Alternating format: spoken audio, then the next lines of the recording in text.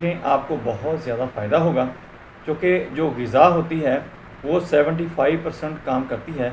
غذا ہی ہمارے جزو بدن بنتی ہے۔ جو ہم میڈیسن کھاتے ہیں وہ میڈیسن صرف کچھ دیر کے لیے کام کرتی ہے اور جسم سے خارج ہو جاتی ہے۔ جو ہم غذا کھاتے ہیں وہ ہمارے جسم کا حصہ بنتی ہے، اور ہمارے جسم کے اندر جو بیماری پیدا ہو رہی ہوتی ہے، بیماری اپنا گھر بنا رہی ہوتی ہے، وہ غذا اس کو ختم کرنے کی پوری کوشش کرتی ہے۔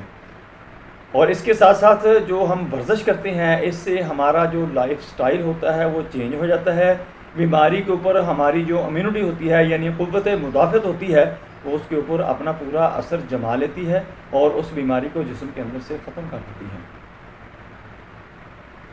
اس کے بارے میں کل میں نے ویڈیو بنائی تھی اور اس کی میڈیسن میں نے بتائی تھی۔ آج ہم اس کی غذا کے بارے میں بات کریں گے، کیونکہ یہ رپورٹ جو ہے وہ تقریباً نارمل رینج کے قریب ہی ہے۔ صرف تھوڑا سا فرق تھا جو کل میں نے بتا دیا تھا۔ اب ہم چلتے ہیں کہ دنیا میں یہ بیماری کی تعداد کتنی ہے، کتنے مریض اس سے متاثر ہوتے ہیں۔ دنیا میں تقریباً 0.3% سے 12%، یعنی 12% افراد متاثر ہو سکتے ہیں۔ خواتین میں یہ مسئلہ مردوں کے مقابلے میں 5 سے 8 گنا زیادہ پایا جاتا ہے۔ 55 سال سے زائد عمر میں اس کی شرح مزید بڑھ سکتی ہے۔ آیوڈین کی کمی والے علاقوں میں اس بیماری کی شرح نسبتاً زیادہ دیکھی جاتی ہے۔ ممکنہ علامات، جو اس کی علامات ہوتی ہیں وہ ہر وقت تھکاوٹ، وزن میں اضافہ، سردی زیادہ لگنا، قبض، خشک جلد، بالوں کا گرنا، یادداشت میں کمی، سستی۔ خواتین میں ماہواری کی بے قاعدگیاں۔